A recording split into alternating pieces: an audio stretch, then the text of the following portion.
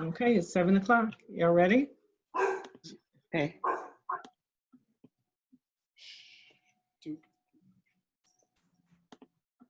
Good evening.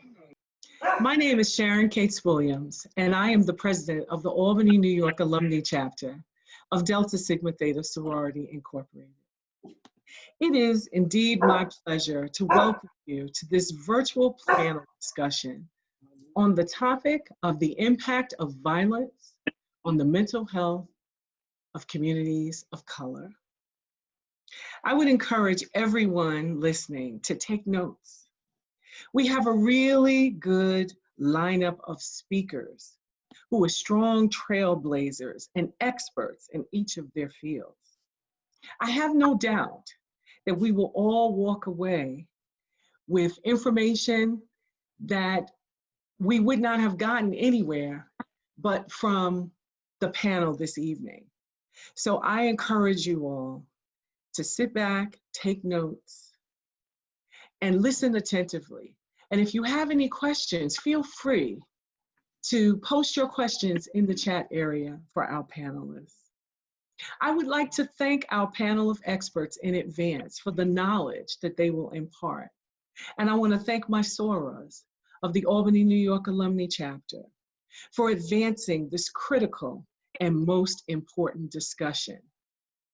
I will now turn the program over for remarks from Dr. Lani Jones, who is the co-chair of our Social Action Committee. Dr. Jones? Thank you, thank you. Again, another nice welcome. As you know, as we all move about our nation at this time, I think this conversation is critical. So how I wanted to open up is to say that we live in a violent nation, something that's often overlooked. That's why it requires our action now, today, tomorrow, and for eternity. I wanted to point out that in particular, Black girls, women, and also persons of color who are non-binary persons are very hyper vulnerable to violence in this country. Whether that we're looking at 22% of Black women who experience rape, the other 40% who may experience intimate partner violence, as well as the fact that Black women, now we don't talk about this, but Black women are killed at a higher rate than any other group of women in this nation. And we talk about violence, and we tend to think about violence in terms of wars.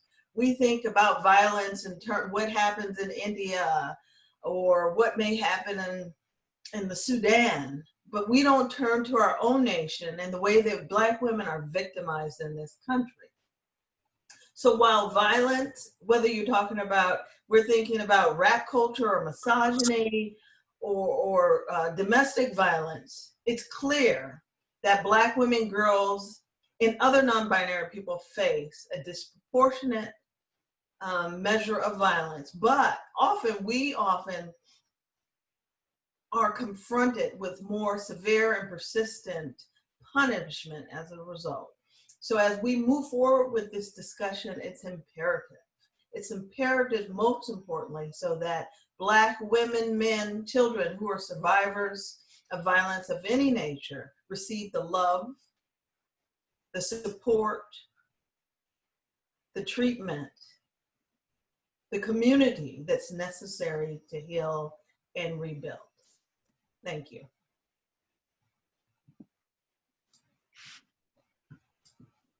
Hello, good evening, everyone. So my name is Boahema Pinto-Smith, and I'm chair of the Physical and Mental Health Committee in our chapter. Welcome, everyone, tonight. So physical and mental health is clearly very linked to each other, tied together, and most of us understand that. But violence is also very much linked or associated to physical illness, mental illness.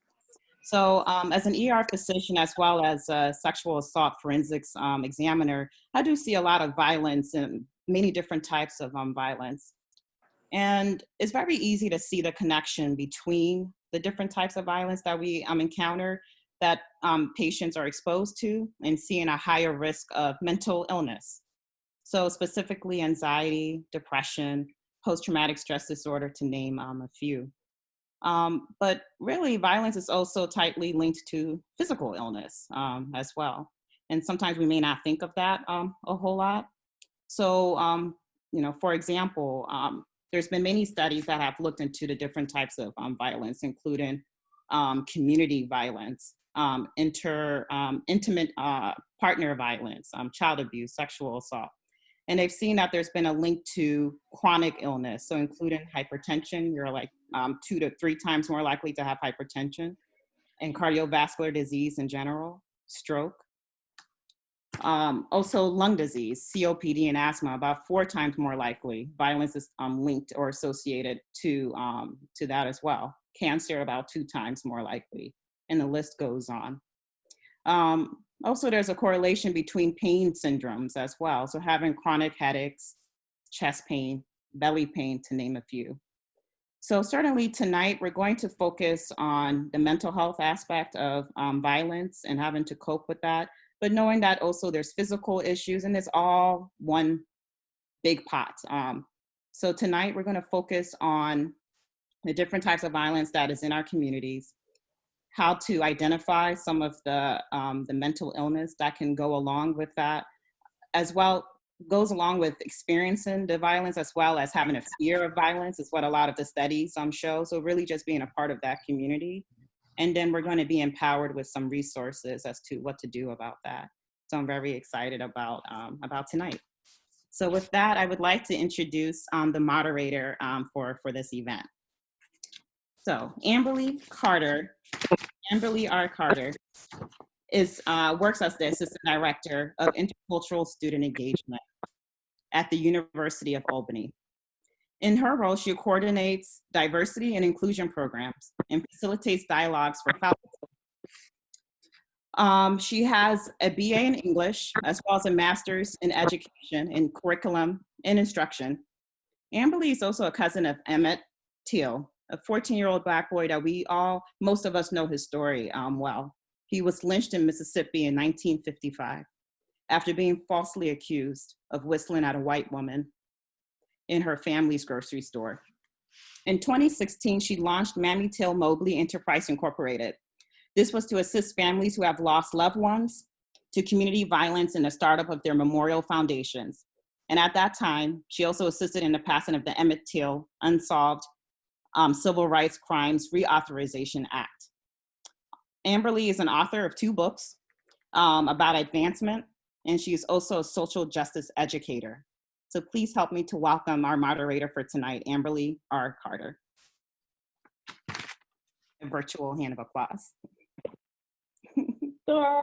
So thank you for that wonderful introduction. I have been looking forward to this panel for months now, you know that, and I'm so excited to introduce to you all a 5-star lineup of panelists who are going to give us perspectives on community violence and mental health from the lens of their different expertise, okay, and their experiences and their identities. So I'm just gonna get started because we wanna get all of their great information, right? So I'll start with Anzala. Anzala Alozie is a recognized leader on women and girls empowerment, youth and leadership development, with over a decade of nonprofit executive experience. Anzala is a graduate of Albany Law School, of Union University, and Purchase College. Alozie is the Executive Director of Youth Development and the Albany YMCA with the Capital District YMCA. Anzala leads the Albany YMCA branch, which serves approximately 3,000 members throughout the city of Albany and beyond, with programs and services centered on youth development, healthy living, and social responsibility.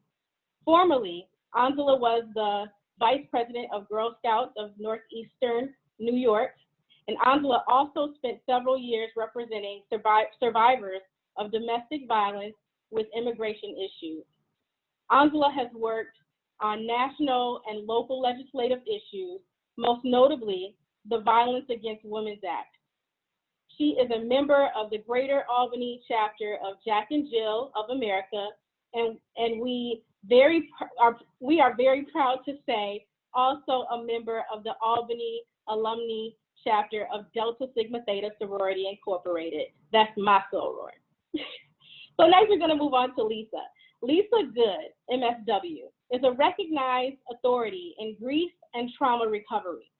She is founding director of Urban Grief, a trauma-informed, community-based organization that educates on the effects of violence and supports those affected by outreach and victim advocacy.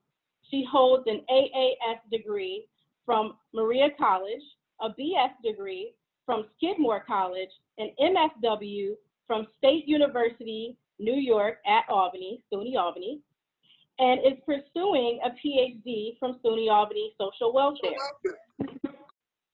She is the former director of SNUG, formerly known as Cure Violence, and has over 25 years of addiction and human service experience.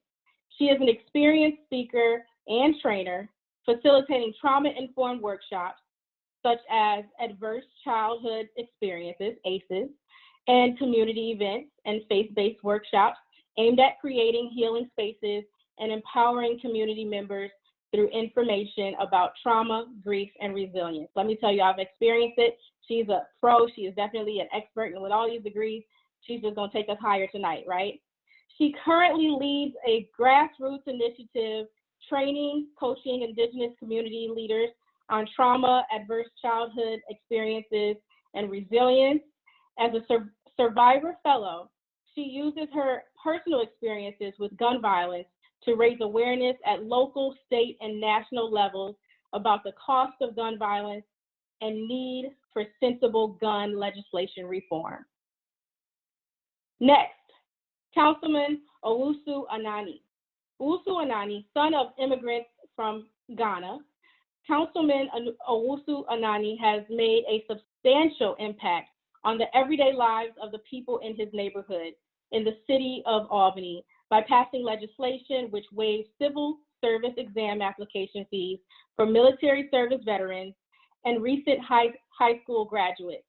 Owusu co-sponsored legislation that allows residents to have backyard chickens to support sustainable urban farming, championed by the financing and the installation of new energy efficient lighting owned and operated by the city, encouraging and assisting entrepreneurs setting up local businesses, facilitating the rehabilitation and sale of properties which have been vacant for over 10 years, and securing a dozen bicycle racks for his district.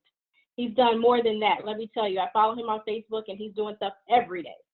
In addition to these accomplishments, Councilman Anane has spearheaded a conversation about developing a citywide municipal internet service to address Albany's digital divide, successfully led a campaign to pressure SUNY Polytechnical Institute, Fuller Road Management Corporation, a large tax-exempt entity, to fulfill their promise to provide $1 million in voluntary contributions to the city after years of neglecting this. Help defeat a proposed ordinance that would have unnecessarily doubled towing fees, unnecessarily.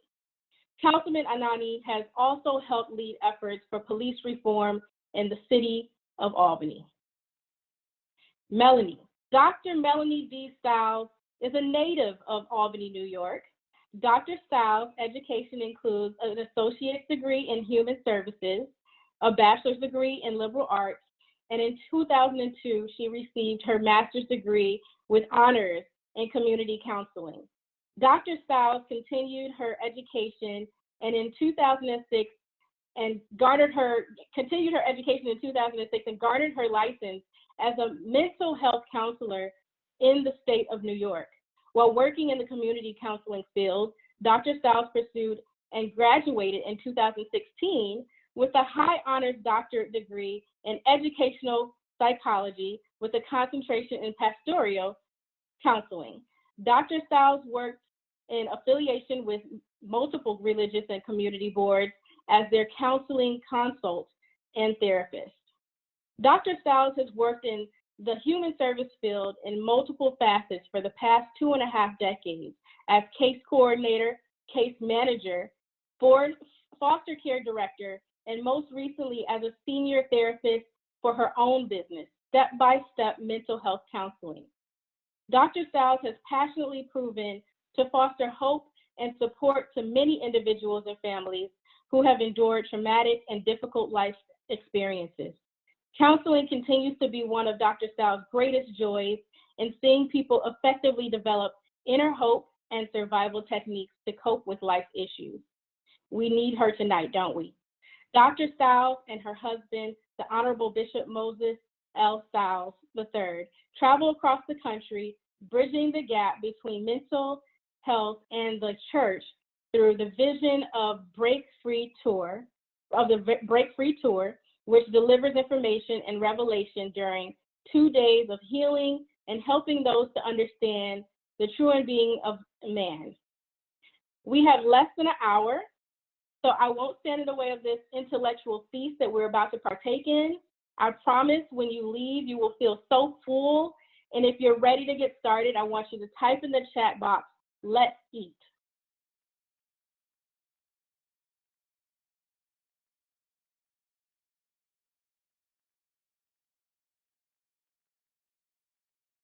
I want to let everybody know that we've begun recording.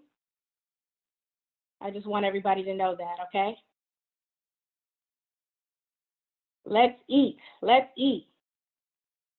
All right, I see them now. I see them coming through. Yes.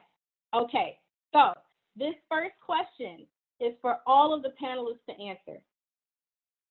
The first question is, from your experience in your field, can you share how the pandemic crisis has exacerbated violence in the Black community? And I want all of our panelists to unmute themselves for this question. You can unmute yourself when it's your time to speak if you'd like, but we'll start off with Anzala just because she's the first person I see on my panel.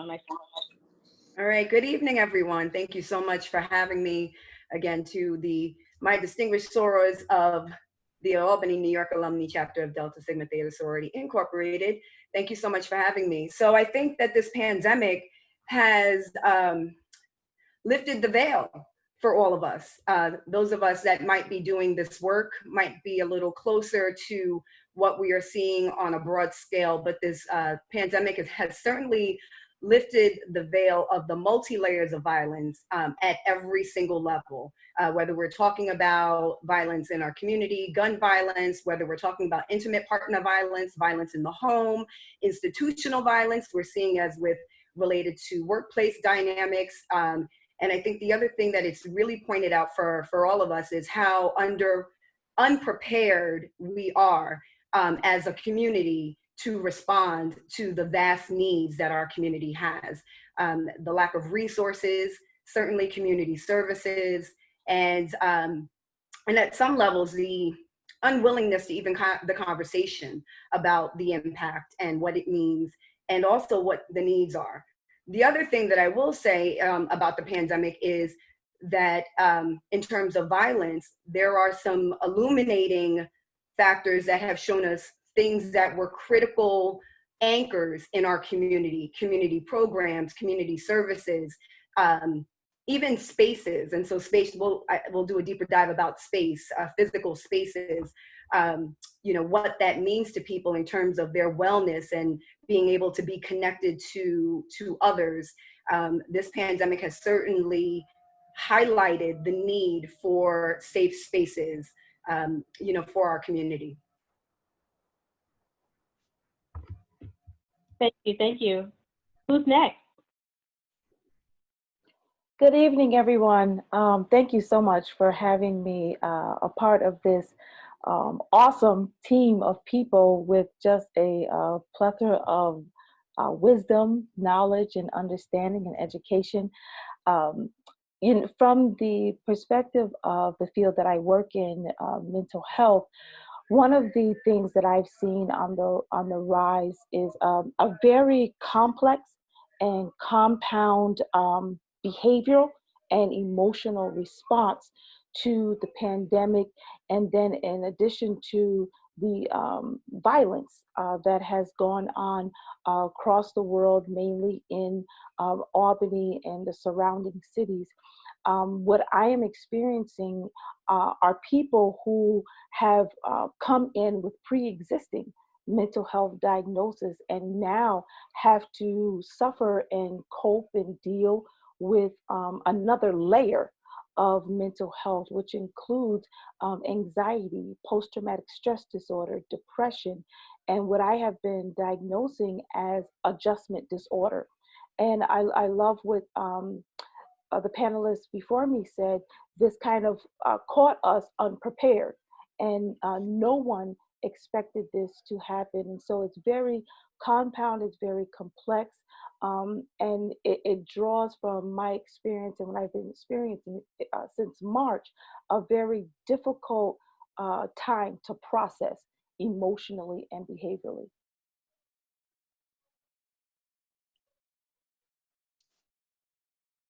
Yes. First off, I just want to say thank you so much for putting this gathering and this meeting on. As it relates to the question in my field as a common council member, I think about this saying that when America catches a cold, the rest of us catch a fever, particularly in the Black and brown community. And what this pandemic has done is expose the disparities that exist within our communities, whether it's education or in health. And what this also, another thing that's taking place right now is the violence in our community and the lack of resources that have been neglected into these communities. When you look at the South End, for example, in the city of Albany, unemployment was as high as 22% before the pandemic. And now that the pandemic has taken place, many of those people in those communities are finding it challenging to find work.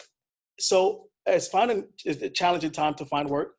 And that alone, not being able to put food on the table, is exposing several people to actually resort to certain lifestyles that many people will support, but also looking at ways of how to make ends meet. So what this pandemic has done, and as a government official, is to figure out where do we go moving forward from here? How do we find resources and make commitments to those communities to make sure that they receive the necessary funding that they deserve? Excuse me, sorry about that. So as it relates to this pandemic, what it has done is exacerbated violence in the communities that have not received the resources necessary. It has also exposed disparity in education, where when you think about municipal internet technology, right now most of students are doing online learning. And when you look at the city of Albany, 25% of our residents don't have access to the internet. And if it wasn't for this pandemic, many of the elected officials who hold seats would not know about these type of problems and these challenges or this information. So that's something that we're also working on with the mayor and also other elected officials. And I think that this pandemic exposing these disparities, we look forward to making decisions to address them. So in terms of the pandemic and its impact on violence, one of the things that I always think about, one is the number of children that are at home and have been at home for an extended period of time. And so when you look at, communities that are disproportionately impacted by gun violence, underneath those layers, those very same communities are also disproportionately impacted by child abuse, sexual violence, and domestic violence. And so when you layer that over in conjunction with a pandemic in the context of a community that is already disconnected from, institutions and services such as quality healthcare, right? It's really a recipe for disaster. So the pandemic has created a greater economic stress within the community that contributes to the violence. It's created a greater psychological stress in the community, which also, kind of overlaps and creates this cyclical thing as it relates to violence, but also there's more isolation. The pandemic really forced people into isolation in a way that maybe they would not have ordinarily been in isolation. And so I think in that context, in terms of the emotional instability, the stress, the availability of firearms, and the availability of substances, because we know at the start of the pandemic, the two things that people purchased were guns and liquor. Guns and liquor. And I think that we cannot have this conversation as it relates to the impact of pandemic and violence, absence from how people have numbed themselves during the pandemic. And now that we're not in quarantine, we're seeing the end result of that. Thank you. I'd like to follow up by asking, what advice can you all give to help people cope with an increase in the violence in their community while also trying to maintain their mental health during the coronavirus pandemic crisis?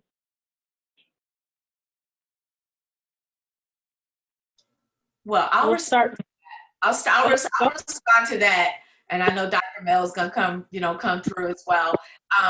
Because Urban Grief is on the front line of serving the trauma survivors as it relates to the gun violence, we see a lot, we hear a lot, and, believe it or not, one of the things in the years that I've learned in doing this work is that if you can bring some level of economic stability to people, they can tap into their resources to cope. And so violence, community violence in particular, really is a destabilizing force on our people, especially Black women.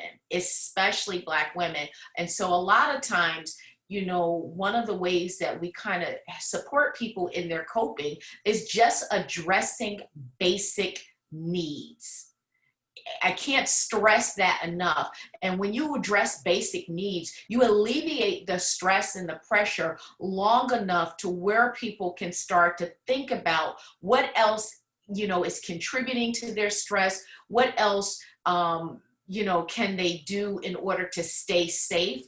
And so a lot of the work is really around knowing for yourself what represents safety for you and how do you go about creating that psychological safety in the absence of physical safety, and then kind of assessing the level of threat that exists within your environment and being gentle with yourself and not judging yourself or allowing other people to judge you for adaptive coping that is absolutely necessary for your survival. And so I think that as a community of support, we can't judge that. We must understand that and then find ways that we can lovingly enhance and fill in those gaps. Yes. And do we have any other panelists that'd like to answer that question? I just wanted to echo that sentiment that Dr. Good just shared, during this and working with an anchored institution, the YMCA, having dualistic conversations about what do people need. And so in some communities, it is, how the coping mechanism is, virtual online classes, and what classes can we make available so people can do yoga and meditate, which are all great things. And then the other is really having a conversation to get people to understand the intersection of oppressions and addressing those very basic needs: food, a job opportunity, some kind of basic income support, so people can make it from day to day. And then we can move to that next stage of, is it a virtual fitness class? Is it a yoga? Is it meditation? Is it teaching breathing techniques? But, the two things in different communities mean two different things. And the severity and priorities are different as well. Absolutely. I totally could. Oh, I'm sorry. It's all you, Dr. Stiles. I totally concur with both panelists, and I just wanted to add to that that I often find that when we talk about coping, especially from a mental health perspective, we cannot cope until we confess, right? So we have to be able to recognize, right, that we are in trouble with our mental health. We are in trouble with our emotions, our feelings. And then you have to be able to trust somebody with your trouble. You got to trust somebody with your pain. And I think, coming down that line, helping one another dismantle some of the stigmas and myths that go along with seeking help, seeking professional help. I think, in our Black community, there's this huge stigma around mental health and seeking help. And we have had our hand kind of over our mouth because a lot of us have been taught, to keep silent, be strong, don't cry, don't tell. And I think that has caused more damage than it has helped us. And so when we talk about coping, identifying, recognizing, admitting, and entrusting someone to be able to help us cope with what we are feeling and what we are experiencing. And just to add to the previous panelists,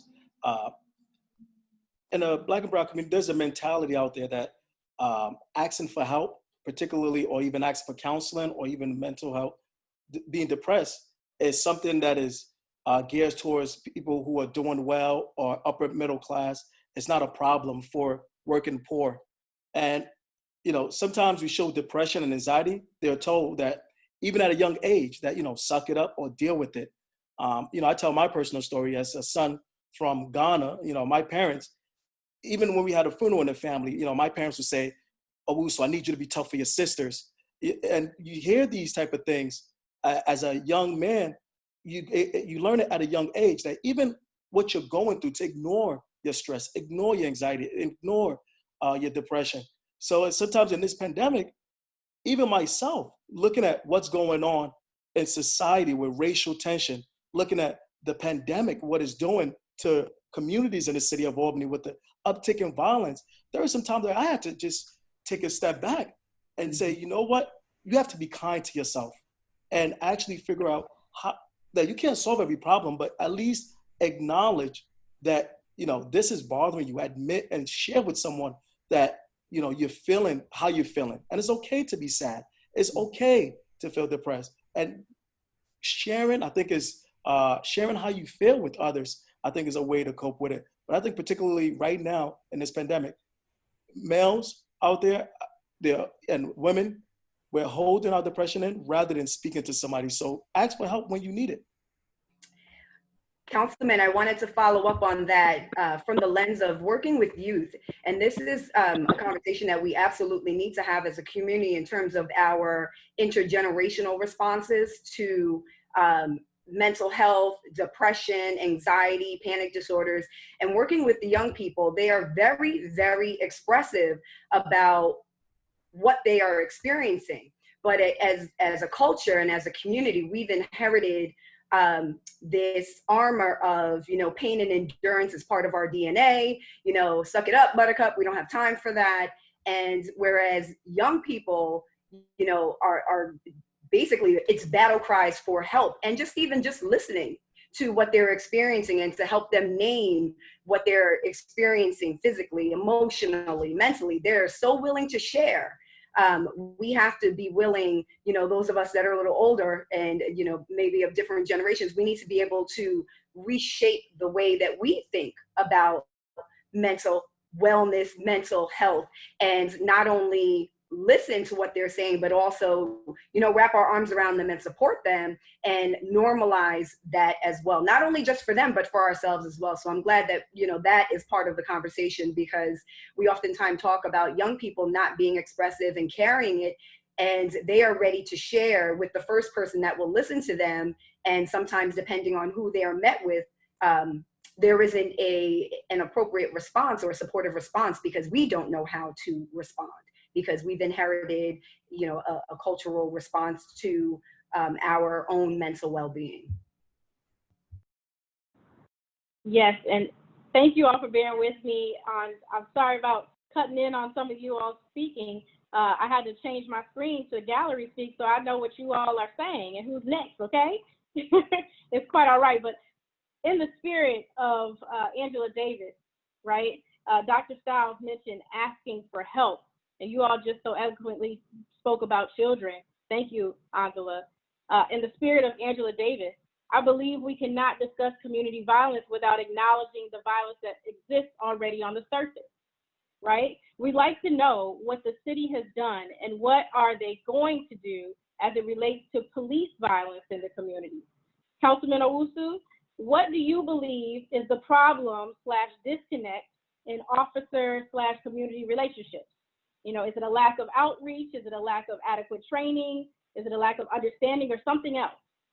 Well, I think it's a lack of all of the above. You know, as someone who grew up in Brooklyn in the era of stop and frisk, that's something that was a policy in New York City where an officer could stop anyone, search them, dehumanize them, and essentially get away with it because that was the law and policy at the time.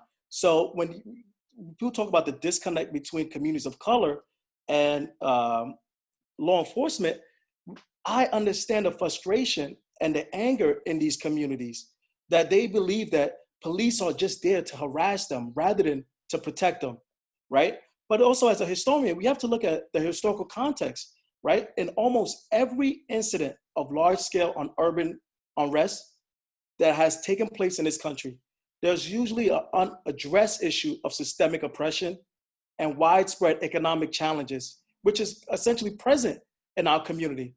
And usually the catalyst for most of this unrest happens to be an incident that involves a police officer.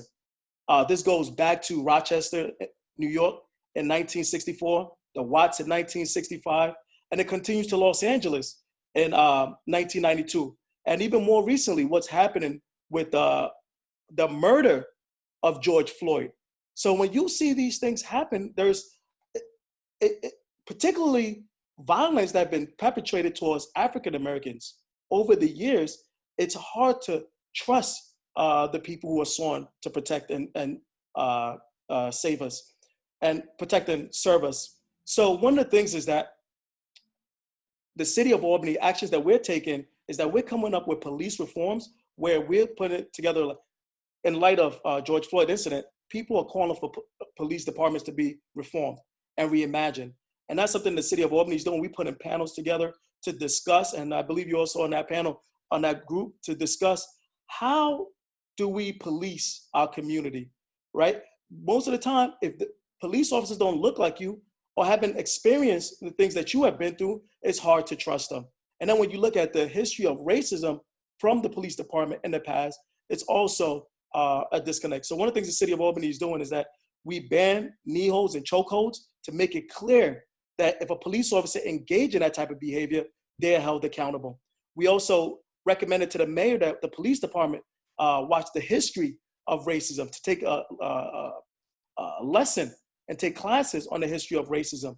We are also advocated on the Common Council for 50A, Civil Rights Law 50A to be repealed, which exposes police officers' misconduct in the past.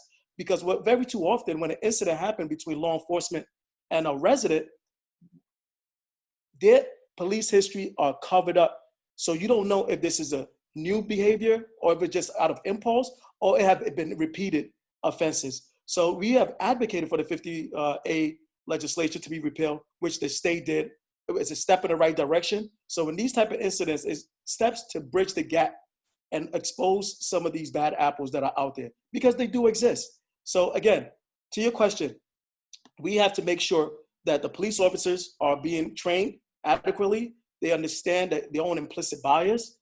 They also understand when it comes to hiring, who is doing the hiring and who are we hiring, to make sure that a community member is involved in the hiring process, and to hold police officers accountable when they step out of line, not to wait, but to take actions immediately and let the public know immediately what actions were taken. So again, we have to make sure that law enforcement is doing outreach to the community. And here in the city of Albany, in the police department, I believe there's only roughly 5 to 7 Black police officers out of 290 police officers. So our police department have to look like the city.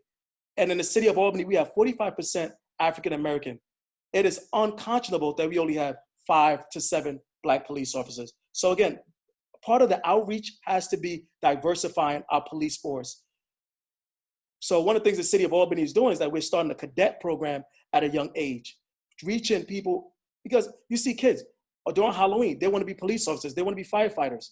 But then when they get to high school, there's a disconnect because they have experienced some of the things that I've experienced when I was in Brooklyn, being stopped and frisked and being harassed by police officers. So they're turned off by then. So one of the things we put in funding, making sure that we have a cadet program so people from the community can experience what it is like to be a police officer and hire people who live in the city of Albany. Thank you. Thank you. So the Movement for Black Lives has called for reducing the funding and abolishment of police departments and reinvestment of that money into development of healthy and thriving Black communities. What are your thoughts on these strategies with regard to our community? And I think that this is a question that really needs to be answered by probably every single one of the panelists, because each of you will bring your different lens and perspective to the question.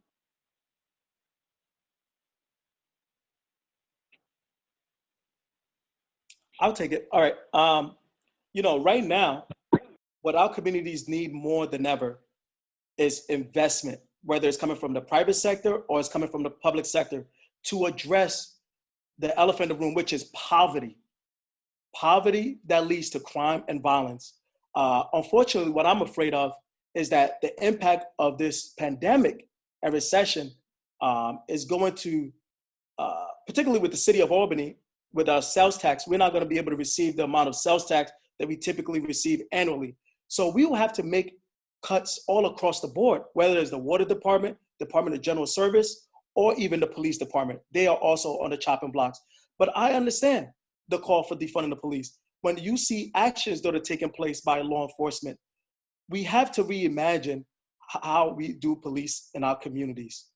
We have to fund programs that prevent individuals from wanting to commit crime, and resources towards a community center to have an outlet for our kids at a young age to be able to learn soft skills, learn about how to, you know, home ownership, finances.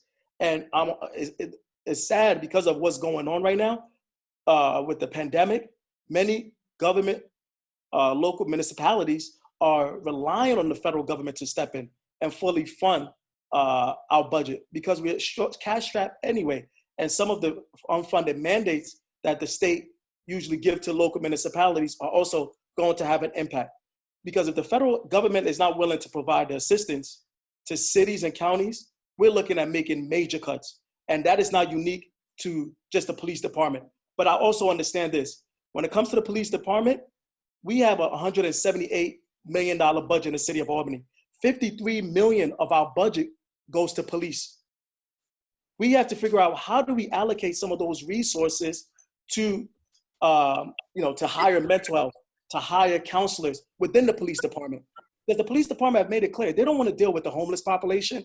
They don't want to deal with individuals with mental health. So utilizing some of that money to hire, social workers, to hire, individuals in the community who is better equipped to deal with individuals with issues like mental health or deal with individuals in the community. I'll jump in. Thank you for that, Councilman. It is crucial for us to, and for the cities to reinvest this money. If we are just, I'm not even saying change the momentum, I'm just talking about stabilization.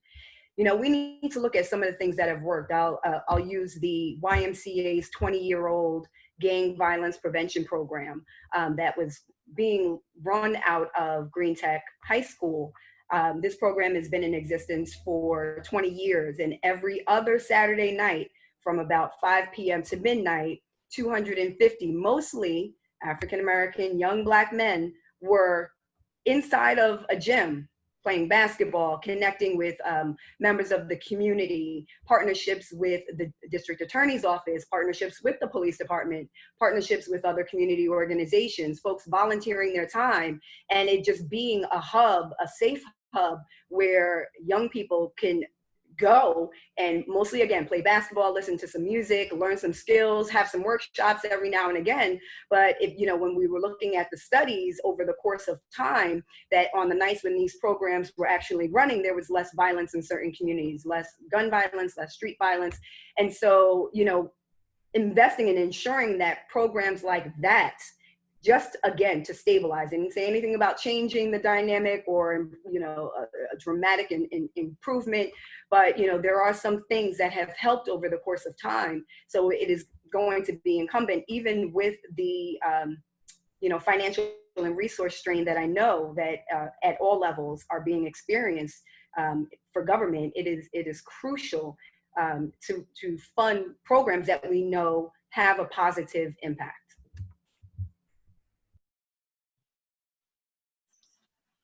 Also, I think it's vital to acknowledge that, you know, when, you know, local governments experience fiscal crisis, the first services that get defunded or get a decrease in funded are services that are preventative in nature as it relates to children and families. Poverty initiatives, anti-poverty initiatives are the first to be decreased.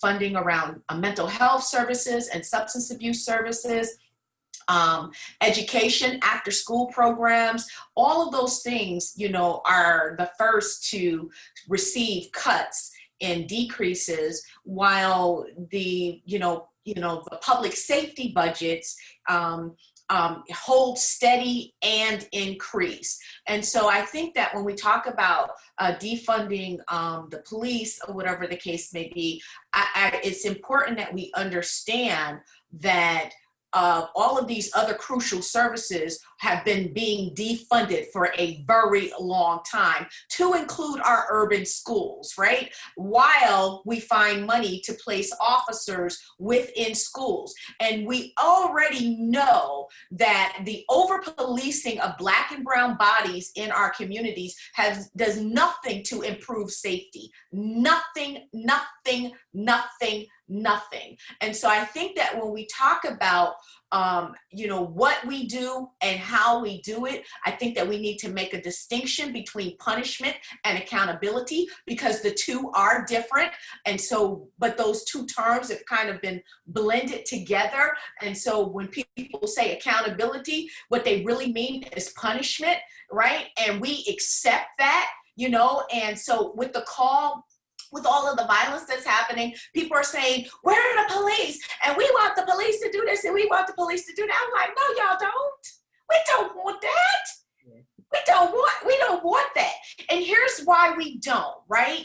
Like, here's why we gotta have these programs and safe spaces where young people can be. Here's why we have to address the trauma and the mental health fallout from years of trauma and violence, is because that when we invite law enforcement in, absence of training, absence of awareness and willingness to, codify what you have learned from your implicit bias trainings, right? So that there is a change in the perception and how you view the community that you're policing, then we can partner. Now the reduction of violence and harm becomes a partnership out of respect for the humanity of the community that you are serving. And you can't buy humanity. You can't teach, people how to humanize people, but what you can do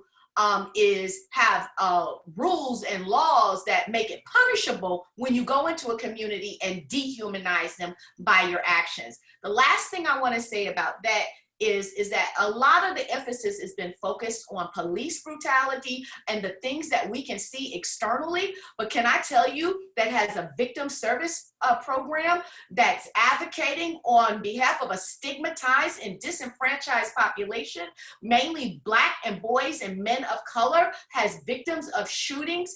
And now we've had a lot of young girls, a lot of young women have been shot in the capital region. Nobody has anything to say about that, but can I tell you the experiences that we are having on the inside border, like,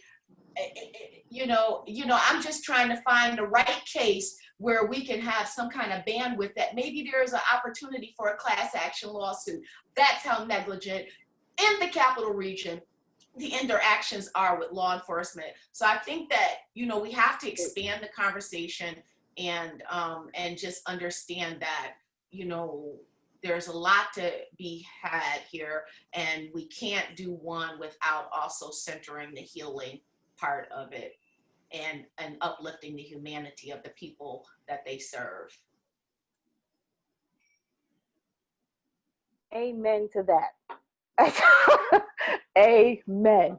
I want to add to that. I think that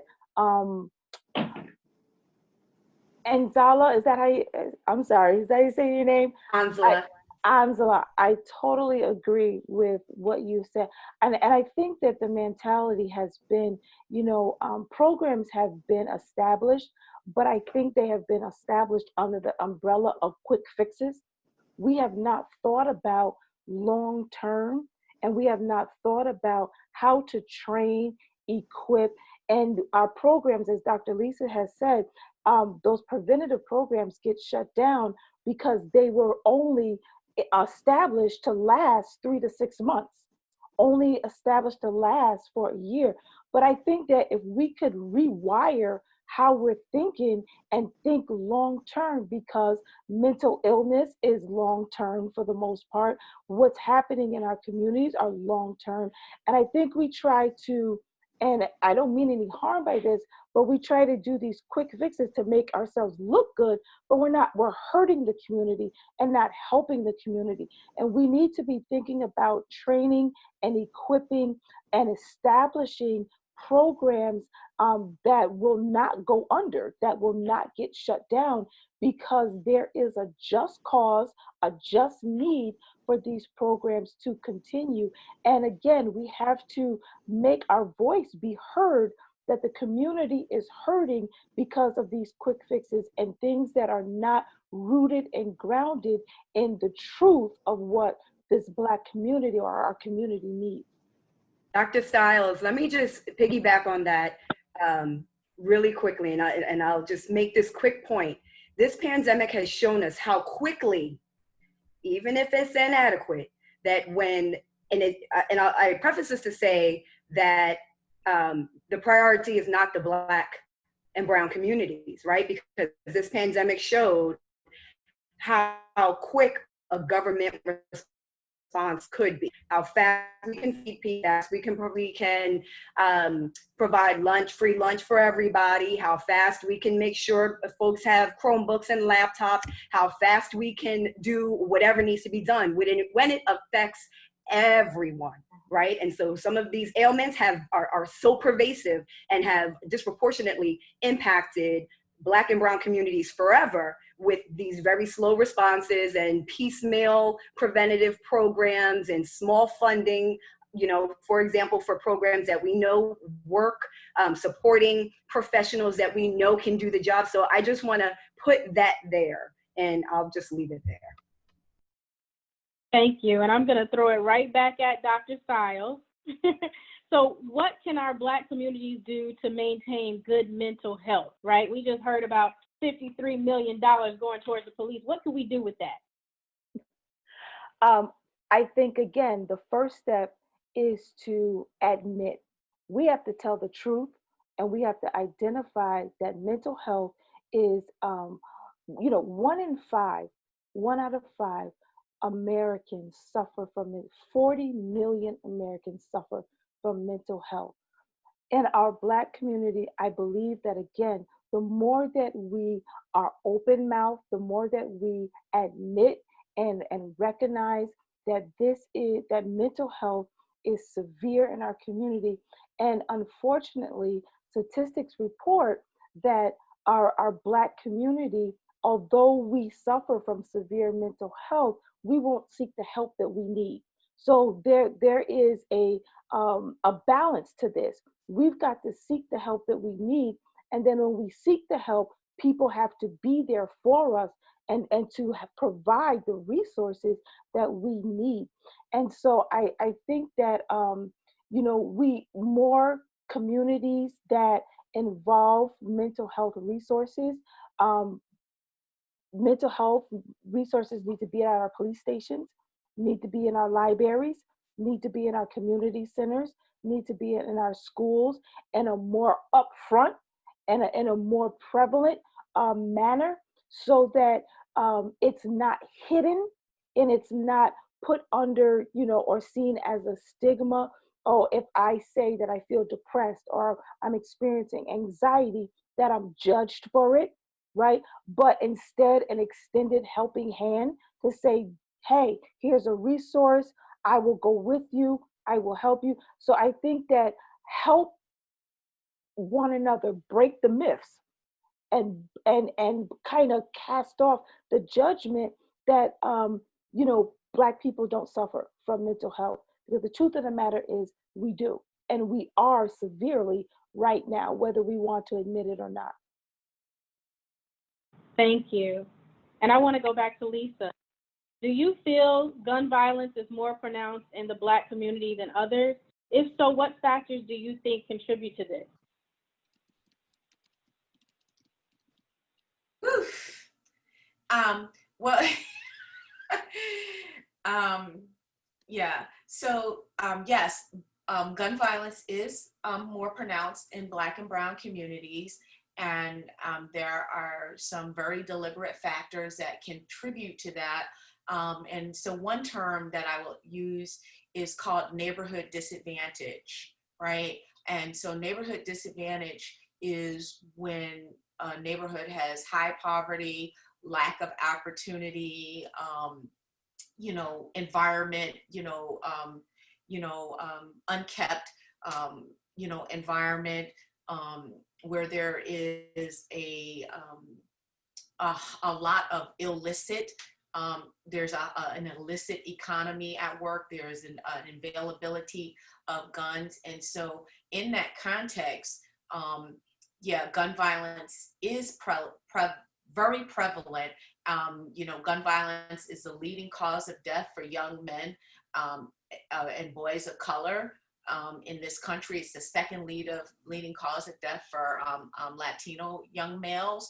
Also, gun violence, suicide is a form of gun violence. And so, when we talk about mental health, we kind of stereotype about those folks over there because we don't kill ourselves, but actually we have a lot of Black and Brown people who do kill themselves, using firearms.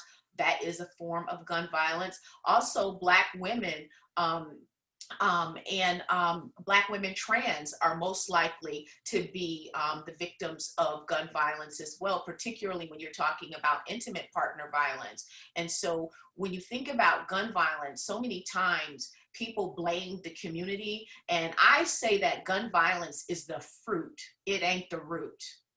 Right? And it goes back to what the other panelists have said in terms of, having long-term investment and solutions as opposed to pathologizing people for the demonstration or the manifestation of externalizing symptoms, right? Because aggression, substance abuse, violence, those are all externalizing coping mechanisms that are in response to that built environment that, that kind of facilitates and perpetuates that cycle of violence. And so you know, even when Dr. Mel was talking about the mental health, right? There, you know, some people internalize it, but a lot externalize it, and that's the fruit that we see. But there's also a lot of internalizing, and you see that in the substance abuse, you see that in the rates of depression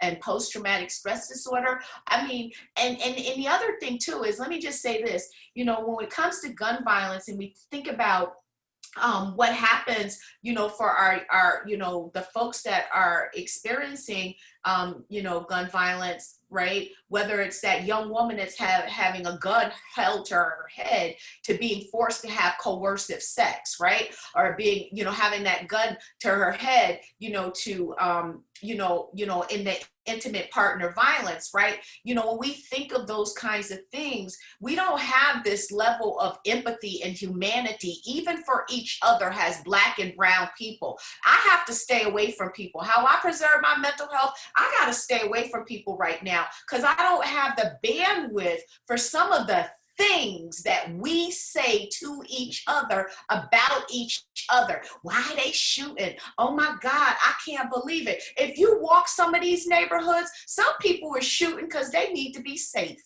Get or get got, right? It's an adaptive response to trauma. Right? And in other areas and other people, we can respect that. We can respect it for rape victims say, I'm going to get me a gun because ain't nobody going to rape me again, right? But what about that kid has been bullied and harangued and harassed, you know, because of their identity, their gender identity? What about that kid whose brother and uncle and father have been all shot and they go to sleep with shots fired? Now they waking up with shots fired. There's a real threat to safety. And so getting a gun has almost become an adaptive coping mechanism. And so when we see gun violence, we're really looking at the fruit, right? We're looking at the fruit because the root was the disinvestment, where we closed down our community centers in the city of Albany. We took away the teen center that used to be in the South End when I came up in Albany. That's a long time ago, right?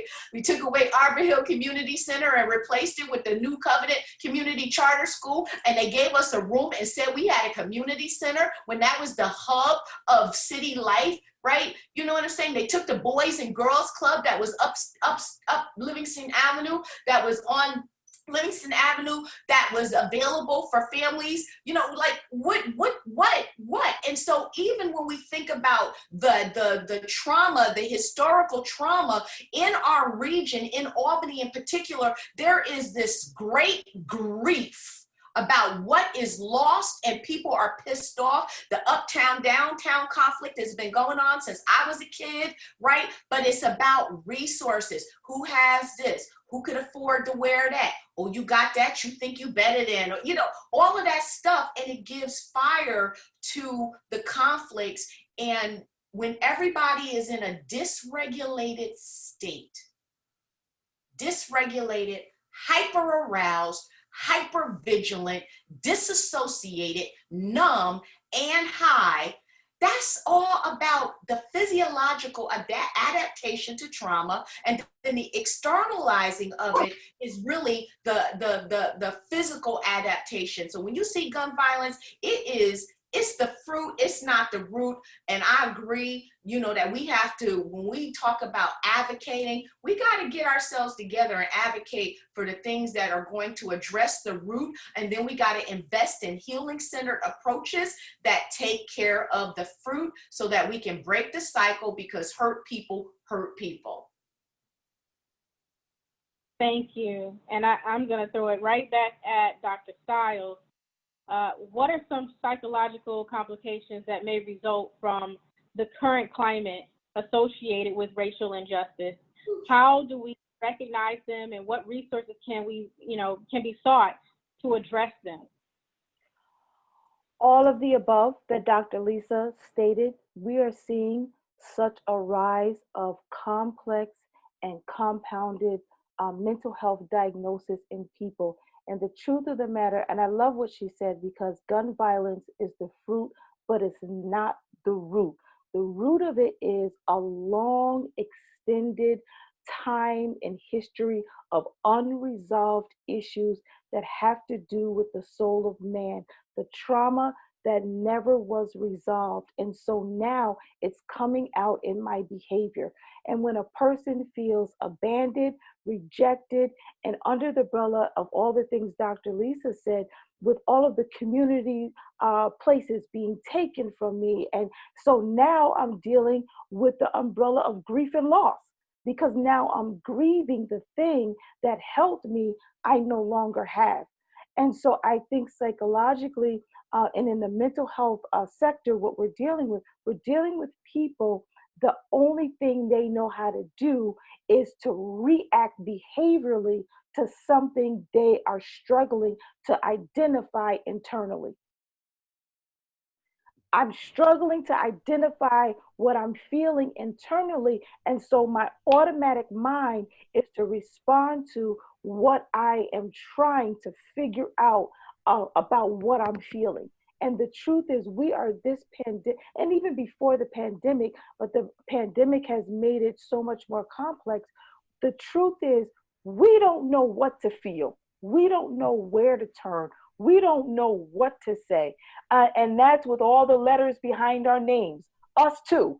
You know, this pandemic has caused an array of emotions, instability, sleep problems, eating problems, emotional problems, behavior problems. Can I just get 10 people to say amen, right? This is all, we have all been experiencing this. And just think about it. Those that the pandemic has hit, and especially the grief and loss part of this pandemic, we have lost people, right? With the pandemic, it's caused such an impact, a negative and painful impact. But think about those who had pre-existing mental health. So we are living in a climate right now where the psychological state of man, I can't even put it into words of where we are right now. We are in a state of emergency as it relates to our soul, how we think, how we feel, and how we behave. And again, I go back to, we have to be able to identify that. And as Oprah Winfrey would say, we got to own our truth about that. You know, we cannot continue to mask behind behaviors and mask by overcompensating with work. We've got to own our truth and lift up our hand, open up our mouth and say, hey, today I don't feel okay. Mm-hmm. There's something wrong. There's something going on with me. And again, we've got to be able to trust somebody with that truth. Hey, I need help. I'm in trouble. You know, I feel like picking up this gun. I feel like jumping off the bridge. I don't know. I don't feel like going to work today. Finances are struggling. Do you not know, since this pandemic has come in, there have been more suicides over financial struggles, right? We have to be able to identify what we are feeling and seek the proper help so that we lessen the negative outcome. You know, we don't want people to go down those roads. We want people to have the appropriate resources to get the help that they need. And I also think, as it relates to the racialized trauma, is that when you put it in the context of historical trauma, right? And if you look at anything as it relates to like epigenetics, right? You know, and you align that with what we know about historical trauma, you know, it explains why something that can happen across the country can create a wave of grief and incredible pain. And you don't even have to know the person. It speaks to the collective,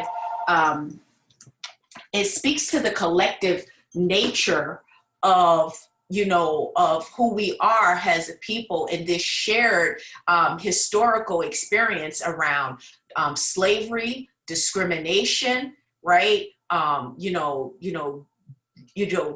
Just never ever being treated right or even being seen as human. And so in this present age where people have been emboldened really to just, you know, act in a way that they haven't been, you know, able to publicly act in 50 years, you know, it's kind of like we're literally living in a time period that our ancestors probably thought once they made it through, our generation would never have to see, right? And so the racialized trauma, the challenge with healing with that is that it's ongoing, right?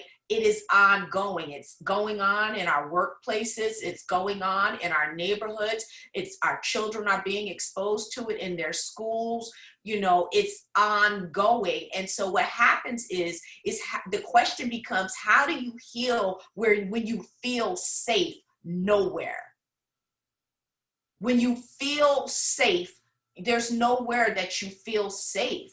And I think that when you say about acknowledging, I think that that's the part that we have to give voice to. We have to give voice to the fact that we don't feel safe. We have to listen to our bodies and acknowledge the physiological dysregulation and the toll that is being taken on our health.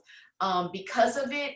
And then we got to be intentional about creating our own spaces, because while therapy is great and it's wonderful to have resources, there are a lot of people that have had horrible experiences in our institutions, which is why we have to have our own, right? And which is why we have to be safe enough so that if we are that trusted partner, people can come to us. And we also have our own trusted circles. And so that means that you may have to expand your network, because my network is nationwide. And the people that have been carrying me through this pandemic, listen, they don't live nowhere near here, okay? We have a survivor network. We work that thing. We've been dealing with whatever comes up. Those are the collective, spaces. And yeah, some of us have expertise, some of us don't, but I think that we have to get back to community. One of the benefits of segregation is it forced us to be with each other and rely on one another. Our collective well-being was tied to how well the next person did. And I think in terms of mental health, we have to seek the therapeutic services, but we also have to, in conjunction, have these called safe spaces where we can expand and build on the work that is done in therapeutic settings. We also have to look at holistic approaches, because some of these medicines are toxic. They're not helping us. And really, if we understand our bodies, we know that most of the serotonin that our bodies need to combat depression is in the gut, right? So we need to fix our eating. We need to fix some things. But again, you cannot do even those basic things until your basic needs are met. And so how do we create a cooperative economic way of existing to where it's not about I got mine and you get yours and everybody else? And I think that then we can start to usher people into those places with you, Dr. Mel, or, into some of these other spaces, into job opportunities and those kinds of things, but it's rough. It's rough. And I think as a professional, on a personal level, every day, it's a battle. It's a battle. We are helping, but we're fighting too, so we have to be honest about that as well. Thank you. I know that Anzala has a few things that she would like to say in regards to that, but I want to say thank you for giving us so much to chew on, Dr. Good. Thank you, Pastor Good. We really appreciate you sharing that. And I also want to draw attention to the chat box. I know that you all may have questions for the panelists. We will be answering some of those. And then we also want to take note about the survey that's there, okay? So make sure you fill out the evaluation so that we can know how you felt about this evening. So Anzala, do you want to say anything further on that? No, Dr. Good said it all. I'm really at the top of the hour. We were talking about, I said, we'll talk more in depth about space and what this pandemic has done as it relates to space, where people find, our cultural legacy and fabric is that we are communal, and we are collective, and even the so-called negative symptoms that we're seeing, it's still a collective, and there's home there and there's family there. And that's who we are, you know, by nature. And that's who we are. That's our historical legacy. And we have to make sure that we protect these spaces. I was just listening to Lisa talk about the loss of these physical structures that were home for so many, for so long, and being replaced with nothing. And also this isolation as a result of the pandemic, and what that drives people to experience on a physiological level, emotional level. So, you know, I think Dr. Good has said it all, so I don't need to say any more on that. Okay. Well, I'm going to throw it back to the councilman, okay? So what types of mental health and violence prevention policies do you support or think would be useful for our communities? Like I said earlier, with the finances of the pandemic and many municipalities struggling, it's going to be a challenge, but we do have to make some cuts and reallocate our funds towards some programs such as increased funding for counseling, promote the diversion programs. Although it may be difficult because of uncertain financial strains, but we have to look at organizations in the community that are addressing these issues and support them, and not just with words, but fund these organizations.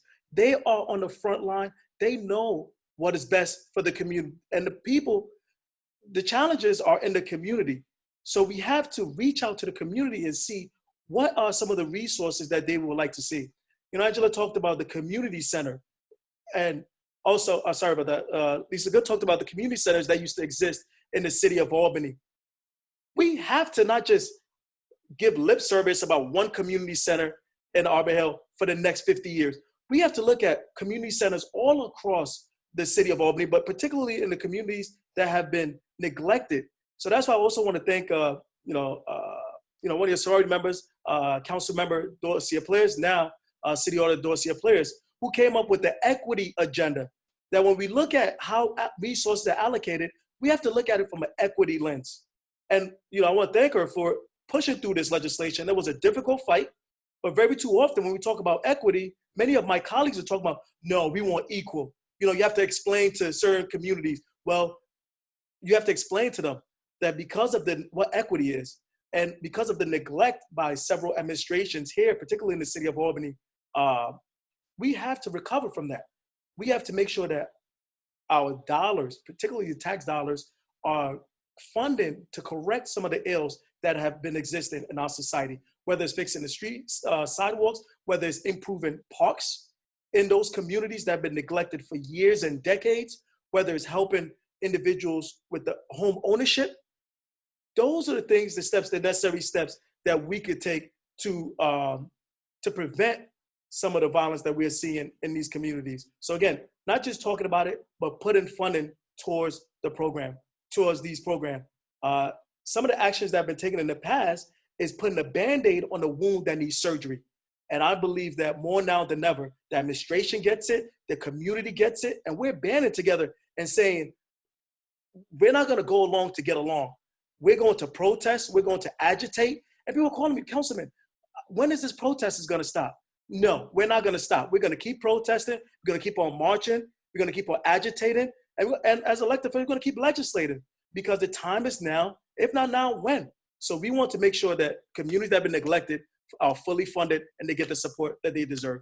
Whether it's taking money from the police department to shape it to preventative programs, that's what we're gonna have to do. That's what we will do. Thank you. And there was a question in the chat for you that I would like to read so that you can answer it, okay? And the question is from Helen, who is one of my sorors. It says, the cadet program, while laudable, is limiting. Is there any effort underway to expand the income parameters? I believe you're missing a whole swath of Black men in households with income higher than the established parameters. I'll tell you, when I found out about the cadet program, particularly from the police chief, I was shocked that the amount of people that they were taking, the limited amount of people that they were taking. And then the second thing is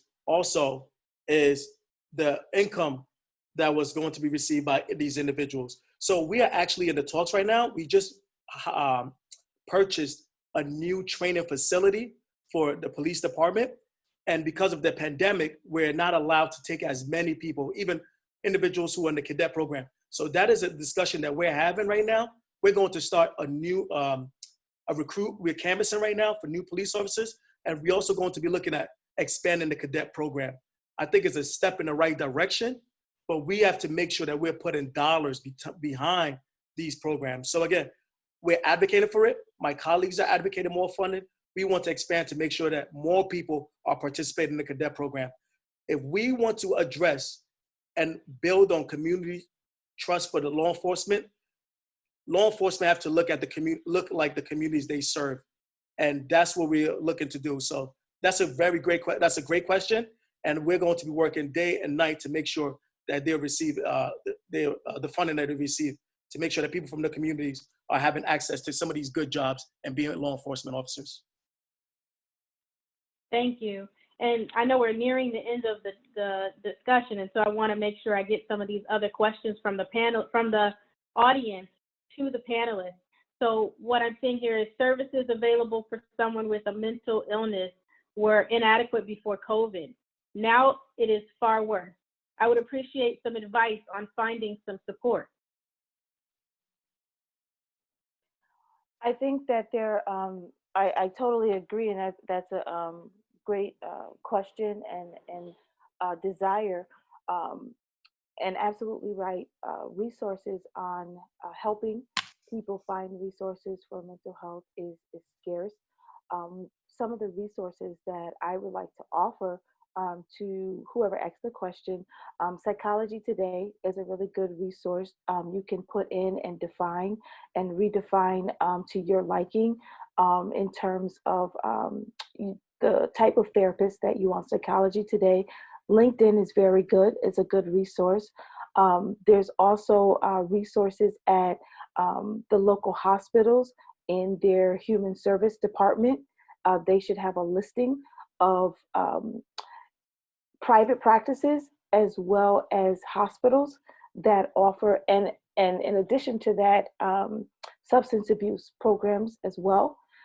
So the hospitals, Psychology Today, LinkedIn is very good. And going on the web, I'm trying to get more churches to have a resource list inside of their church, a part of their announcements, a part of their bulletins. And so I'm hoping to increase that resource for folks. I also believe that in our community centers, there is a listing for people, not just the mobile crisis and the suicide hotline, but more personable resources that should be listed in our community centers. Thank you. There's a question from Kathleen McLean, another one of my sorors. Her close friend's daughter has lost 3 close friends in Albany. Is there any support group for her? She's 16 and she's lost them within 9 days, and they were her age. Certainly, if those losses are violence related, you know, she can contact our office at area code 518-313-0905. I don't know the office number by heart because my cell phone has been the number for so long, but that's the number for urban grief. Our offices are located at 175 Central Avenue on the 5th floor. And, you know, we are doing most of our sessions virtually. But, you know, I can't, you know, it's easier to have a conversation. So many young people are experiencing these layers of loss related to the violence. And then there are some other things that are bringing loss as well. So, you know, call a number. You know, and all we can do is kind of, you know, do a brief intake and, you know, and see. But if they're related to the violence, then absolutely that's someone that we can serve. Oh, she said, say it again. It's 518-313-0905. And you give a call, and you know, we'll set something up. We are in the process of having organizing and setting up a grief boot camp, but because of COVID, there are some, a lot of other precautions that we are having to kind of think through to mitigate liability and to keep people safe. So, but that is in the works, and but my team is adamant that it not be virtual. But also given the urgency of it, we may have to do something virtual because the need is great, right? And we can see pretty much anybody that has, if there's victimization in their history or whatever, then pretty much, it doesn't matter when it was, then those folks we are, seeing. And if they have a severe and persistent chronic mental illness, we require that they be paired already with psychiatry or some sort of physician. And if they are not, we're willing to help them with that to get insurance and identify how they can get that particular resource to make sure that they're, connected and getting the right treatment that they need. And paired with that, we can help with the trauma related to their victimization. And also, just to add, as a Common Council member, I also shared my contact information. If you send an email, most of mental health, and we don't have a Department of Health within the city of Albany. That is a county purview. So if you send me an email, even give me a call, I'll be able to forward you to the right person within the county, an elected official or someone who could assist with that issue. And there's another question in the chat. The bodies of Black people have been policed by others since our ancestors stepped foot on this soil. Trauma from slavery, Jim Crow, practice and intentional discrimination, which continues today, is real. Yet, there are too many who want to discount this history as being irrelevant today. How do we get beyond this?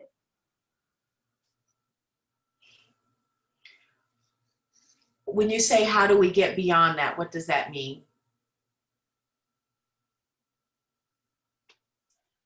Hopefully we'll hear from, I believe it was Soror Donna Bullock who wrote that. So if you can tell us more about your question, maybe we can get them to answer. And in the meantime, I'm going to ask the last and final question. And this is for all panelists. Oh. I had unmuted. Oh, yes, sure. There you go. What I mean is, I think understanding, and not just by Black people, but by white people as well, those folks who are in the position to make decisions in terms of how funding is spent, how it's allocated, just in terms of how you respond in certain situations. We've been talking about mental health, and we all know that if there's a situation involving an individual and a Black person that has mental health issues and is acting out and the police is called, it's not going to be a good outcome because they're too busy trying to police instead of recognizing that this is someone with a mental illness and cannot really control their behavior because of that condition. So as I said, we've had trauma from the day that our ancestors got here. It is alive in all of us. And we've all had experiences that sort of reinforce it. How do we get those folks who are in the position to do something, to make decisions, etc.? How do we get them to understand it's real? It's real. It's not just an excuse or someone trying to say, get over it. That was so many years ago.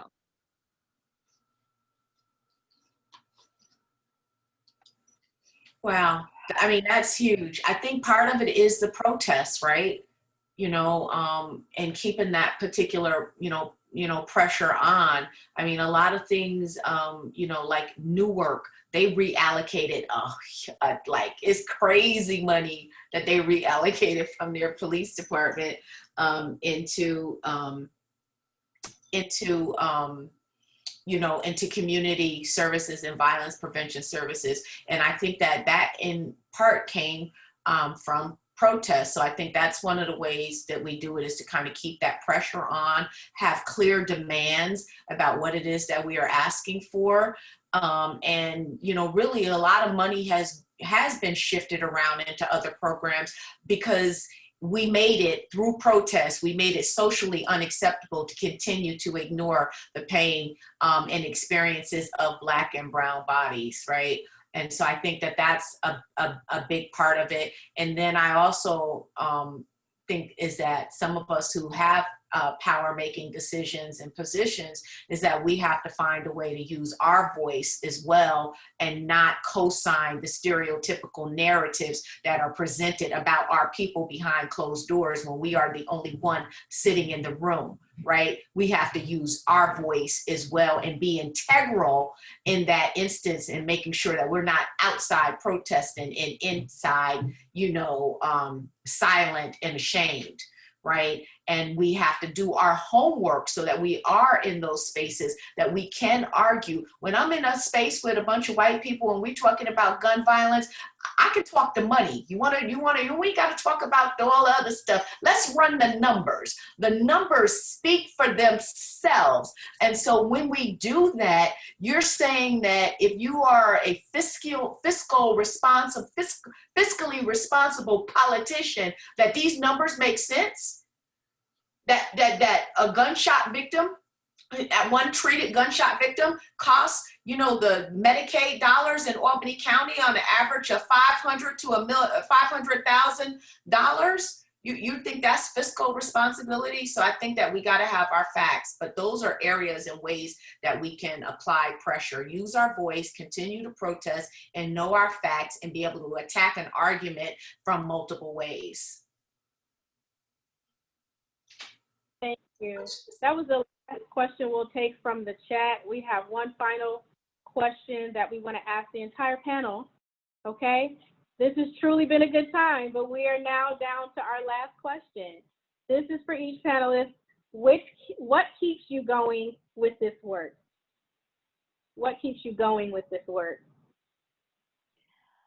I think for me, it's my passion to see people become unstuck, move forward, grow, healed in areas, and to be able to be a part of their guidance and a part of their process. I am passionate about people, and I'm passionate about healing, and that's what keeps me going. When I see people, and my motto is, every step out of the past is a step into your future. So when I see people take steps that may be difficult, that giants they have not faced, they are now facing, that's what keeps me going. People and seeing them progress in life and healing holistically.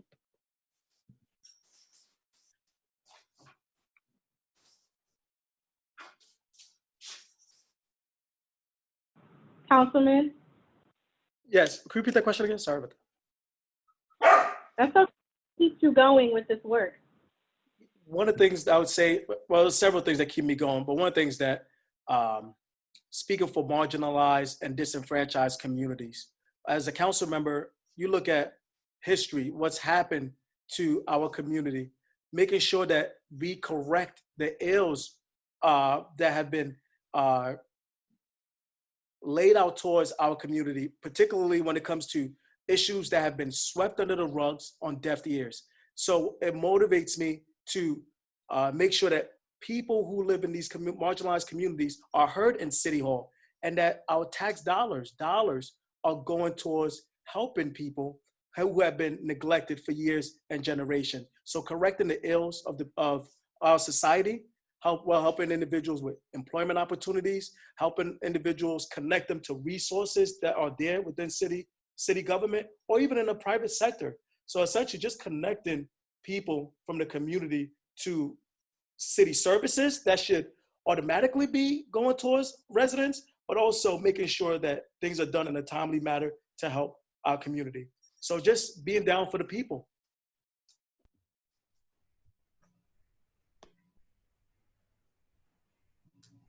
Wow. I was I gonna. kind of think similar to Mel. Just, I get to see a lot of private transformation, and that definitely, helps. Being able to make the money move, that helps. That makes me feel that keeps me going. When somebody tells me it can't be done, and we make that money move and make something happen on behalf, of a family, that definitely that helps to keep me going. And I just think that I've come too far to give up. So I just, it's painful. It's painful. I'm in pain, right? But I can't stop. I can't quit. I'm not backing up. I'm not backing down. My goal in this season is to dominate and turn the victim service world upside down in the upstate. And trust me, I'm getting enough heat behind closed doors that I know it's happening. And that's the fire I need to kind of keep going, make sure that our people get served and that they get treated right. And that, when I see that happen, that keeps me, it keeps me going, and having a good support system. So I'm inspired. This was inspiring. This was motivating. This broke isolation for me. I'm not alone in this moment. I'm with all of you. And so this helped to give me fuel to keep going. What keeps me going is that phone call. There's always another phone call from a woman who is looking to leave the man that's abusing her, the partner that's abusing her. It's the young person that's calling at 10, 11 o'clock saying, I need help.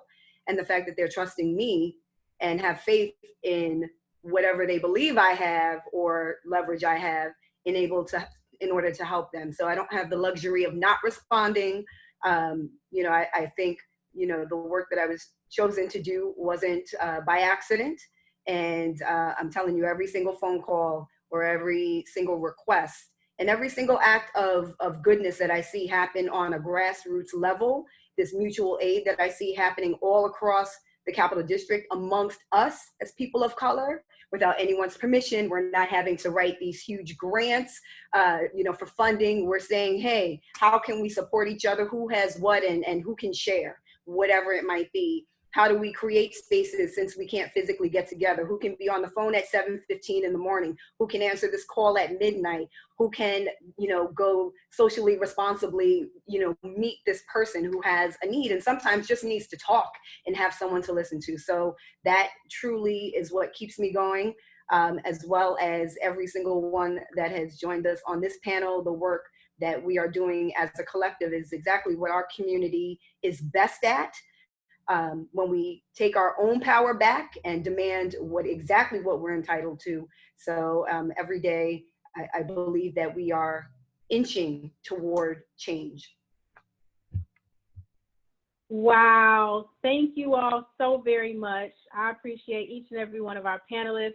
I told you all we were going to eat. I told you we're going to get full and be filled today. And if you feel like you were fed, say, yummy in the group, in the chat. Yummy. Write yummy in the chat, because I'm just saying everything we got was some good food tonight, right? I feel so fed. Thank you all so much for being here. Remember that there's an evaluation that you can fill out.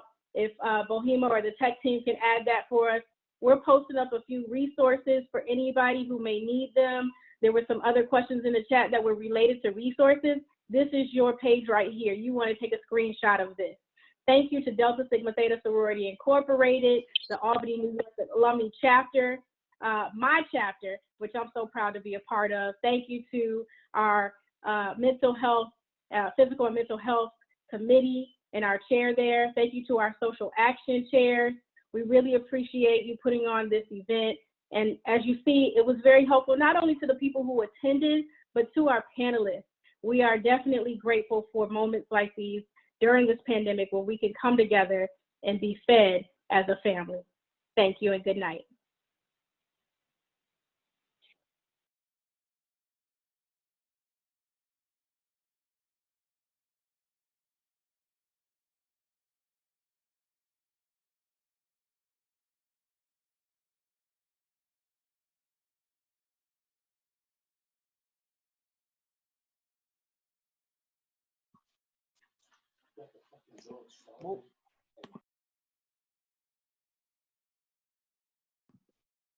Tech team, I'm gonna wait on you.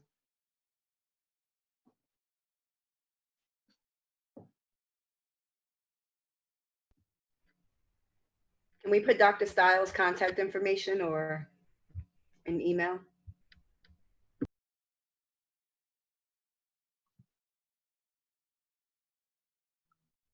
Yeah, and we'll put this on the website as well. Mm-hmm.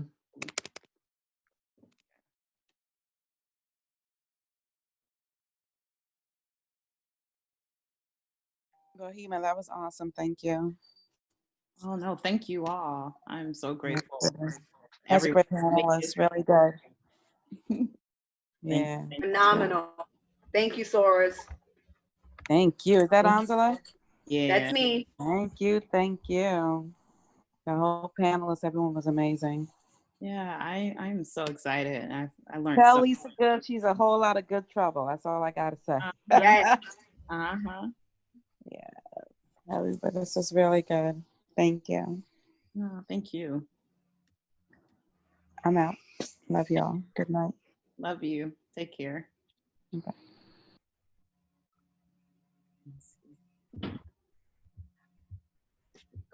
Good night, Sorors. Thank you again. Okay. All right, Anzala. Thanks so much. Talk to you Sure. soon. I'll talk to you soon, Anzala. All righty.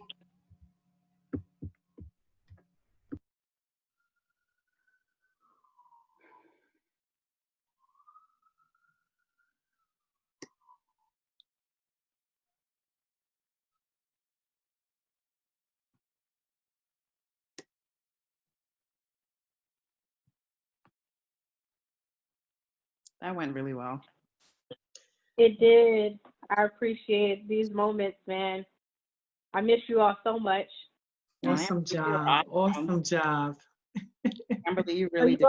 I was in Chicago and I came here, and now I'm quarantined in the house, and I can't even see you all. You need us to spring you out. Yeah. This But is it's very so good. Yeah, this was great. I enjoyed it. Thank you for asking me to do this.